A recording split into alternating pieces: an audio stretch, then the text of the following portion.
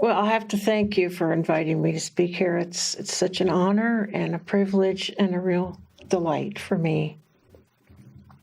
And I love to tell stories, as you know, and I've been yearning to tell this story for a long time. I hardly ever get to visit this entire experience, which was a 6-month intensive experience of service. Now, why tell this story? I can only justify it in that when, it's proven scientifically that when you witness acts of kindness, it spreads. People are more likely to do acts of kindness, and doing that increases the serotonin in the brain. And so that's the only justification I can give this. And this is a story about my experiences with 2 children. I contacted them to ask them if I could use their real names. And they both said, one is Cynthia, she's now 30. And she said, oh, yes, I love to hear testimony. And then Leonard is 26, and he said, yeah, sure, go ahead. So I had a nice connection, looking them up, because they're off living their own lives.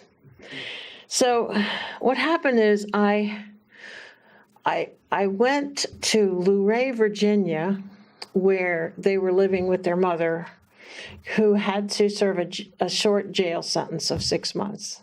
And I went there to take care of them while their mother was in jail. So that's why I call it mail order mom. And how this came about was an old friend of mine, really great guy, who is an expert in Russian language and Russian studies. He had a good job at the World Bank as the secretary to the Soviet section. But he had just broken up with a girlfriend, and he didn't really have a place to live. And so he asked if he could stay with me. And I said, okay, and he and his daughter, Cynthia was in the 5th grade at the time, we all had Thanksgiving dinner together. And Cynthia just sighed and said, she said, my mom is getting back on drugs, and this had been a persistent problem at that point. And I just know I'm going to lose the best friends I've ever had, the best teacher I've ever had. And did I say that the mother worked in the Wrangler jeans factory? Yeah, the mother had a job as a seamstress in the Wrangler jeans factory that is in Luray, Virginia, which is about an hour-and-a-half drive from D.C., where I lived. So anyway, I said, well, if it comes to that, I'll come and stay with you. So that was Thanksgiving. By January, it did come to that.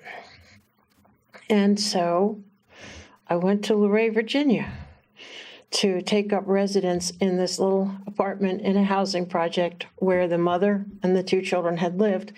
And, one of the things that happens when a family is upended that way, all the household goods go by the wayside. For some reason, if somebody goes to jail for 6 months, their kids get put in foster care, their towels, their sheets, their furniture, everything disappears, and they got to start over.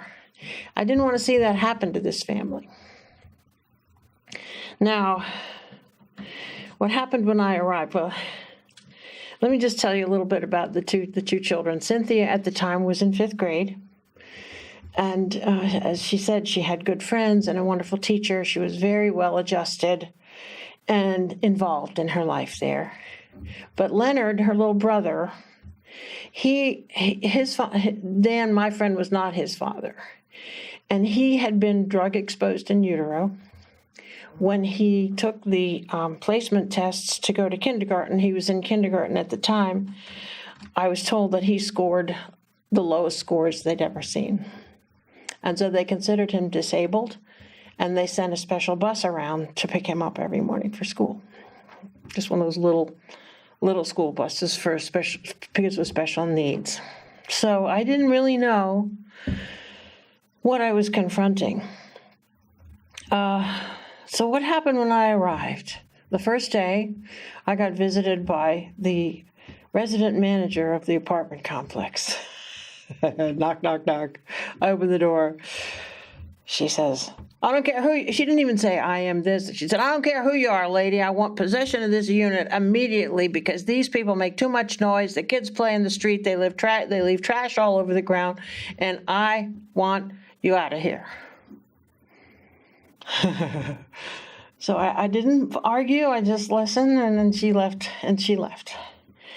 And what I did with that, when the kids came home that night, I told them exactly what she had said. I said, but we're going to show them something different. We were quiet as anything at night. And the next day, I said, no, when the kids get off the bus tomorrow, I'm going to be down there with bags, and we're going to have a contest to see who can pick up the most trash, because there's a great big expanse of a field from the place where the bus dropped them off up to the courtyards where the apartments were. And after that first day, there was no more trash because I gave prizes for people to pick up trash. And then I told the kids, now what are you playing? And they, we play kickball. Well, this is the spot for the kickball. Okay, we're going to play kickball over here. What else do you play? Well, we play tag. Well, this is going to be the area for tag running around here. This is where you play fair. But don't play in the street. Don't play these games in the street. Play them here. And as I said, we were real quiet. The lady never evicted us. And she never came back. And then the next day I got visited by 2 social workers. Knock on the door. Now, when I got there, Lenny was not living in the apartment. I didn't know where he was. I had been told that he was being taken care of. That's all I knew. So these 2 social worker ladies came and they say, no, we're very happy that you're here to take care of Cynthia. But we were wondering if you would be willing to take care of Leonard also. We don't like where he's staying. We don't think it's safe, and we want him to stay here. And I said, well, do you think that if I take care of Lenny, I'll be able to meet Cynthia's needs too, emotional needs? And this is one of those times when, have you ever experienced where things are so complicated that it like slows into slow motion and people go, wow. You know what I mean? Yeah, I do. They could not answer. Because if they would have said the truth, probably not. I could have said, no, then I won't take him. If they would have said, oh, sure, they would have been lying. So it just passed. And what can I say? Sure, I'll keep him. Yeah. And in truth, Cynthia did not really have any needs. Her needs were already met. She got to stay where she was. She got to go to school every day. She was this little fifth grade girl. All she wanted to do was get straight A's and wear pretty clothes and be with her friends and dance, and she was happy. So really, it was not a thing that I had to neglect her for anything. And then there was Lenny. So Lenny came. He was brought over. Now, he was 5 years old, as I said. He had no front teeth all the way across. I think all 4 spaces were open and the bottom too. So it was hard to understand exactly what he was saying. But I was kind of on the lookout for try to understand what was his what were his faculties. What was his intelligence? What was his emotional state?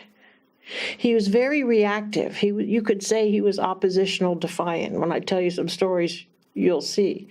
But as far as his mental ability, it all came clear to me. We went to McDonald's the very first night that we were home together. We went to McDonald's to eat, and there was a little girl playing on the climber in the McDonald's. She had long, shiny blonde hair. And so Lenny walked into the play area, and he says, hey, you want to play with me, girl? And she says, who are you, boy? I'm 7 years old, and my name is Linda, or whatever. And he says, I'm 8.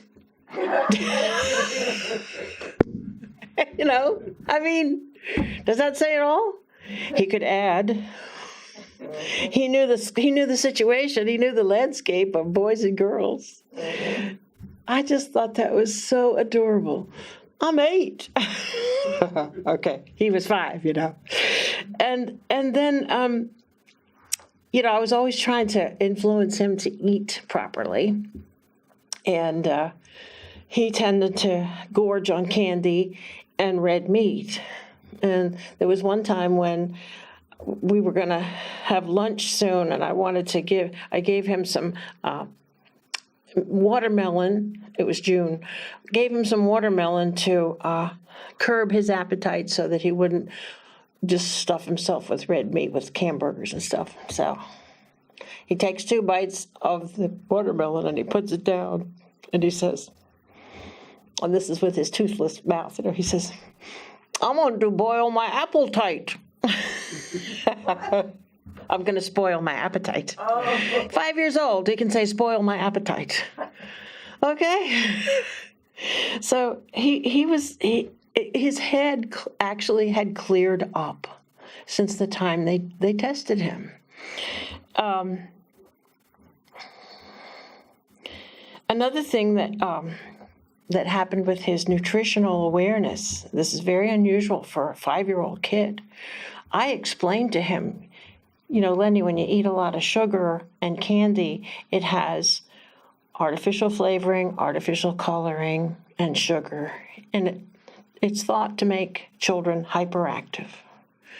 And so when we were in the store shopping, he comes up to me with a candy bar and he says, "Just make me hyper?" And I would say, yes, it would. And he goes, "No, I can't be hyper." And he put it back. Wow, he would go through this time and time again. And that said a lot about him. Now, and when I say he was oppositional defiant, my practice in working with children is not to force, not to dominate, to be in partnership. And I was really interested in seeing how far I could apply this with this child.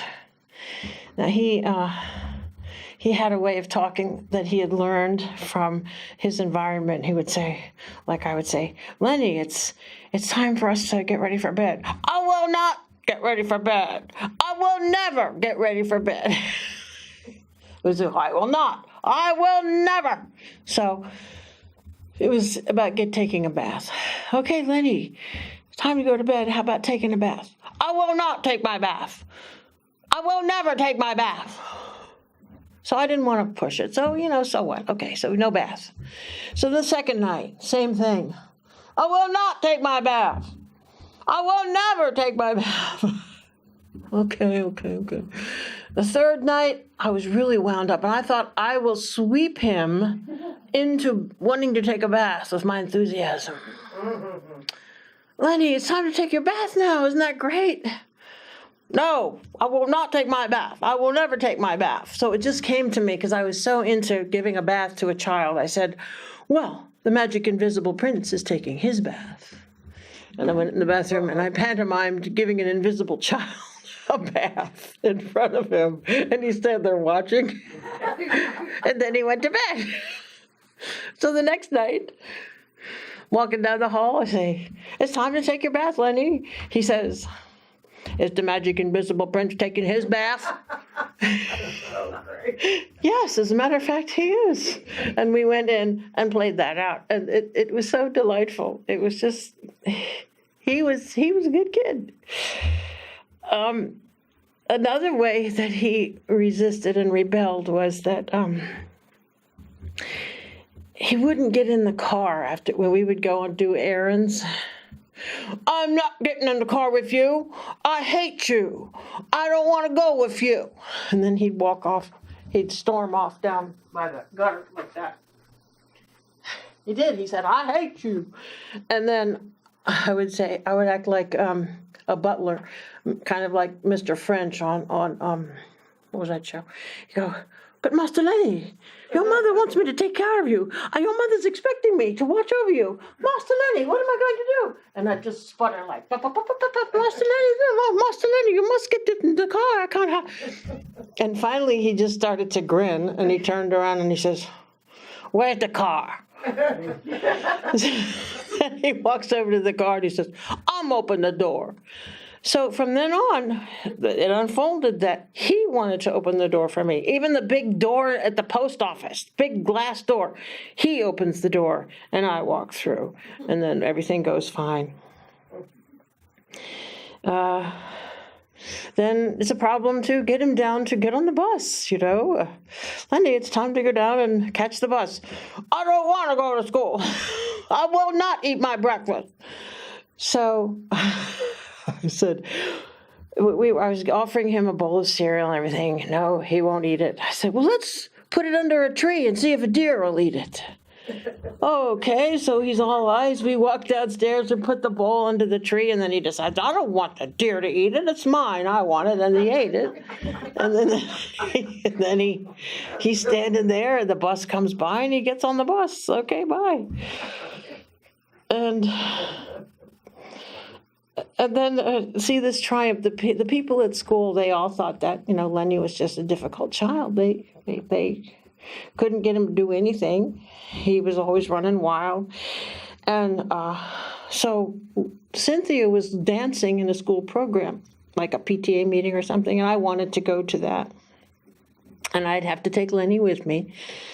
So I said to him, Lenny, when we're at the school program tonight, if you get to the point where you feel like you don't know what to do, just climb up in my lap, and I have 2 books for you in my bag.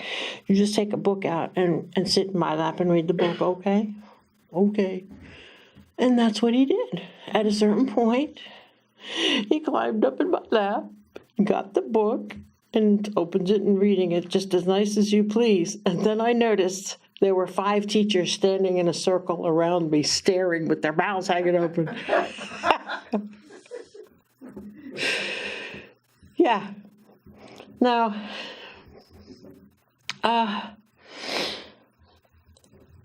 it was 6 months that the mother was gone, and we got along fine. She didn't lose her towels. She didn't lose her apartment. She didn't lose custody of the kids. The kids didn't get traumatized. We went to visit their mom, to visit. But what I remembered last night, I hadn't thought about it in all these years. What the bus driver did. I told you there was a little miniature school bus that came by to pick him up. And there was this woman who drove the bus.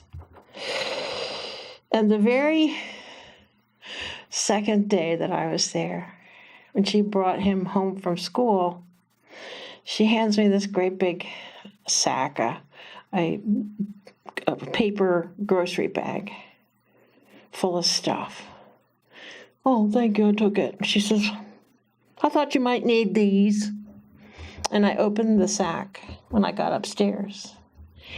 It was 10 pair of brand new jeans, 10 brand new t-shirts, 10 brand new undershirts, 10 brand new pairs of socks, and 10 brand new pairs of underpants.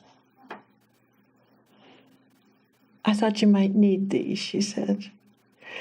That school bus driver did that for that little boy and for us and for me to move this wonderful service situation along.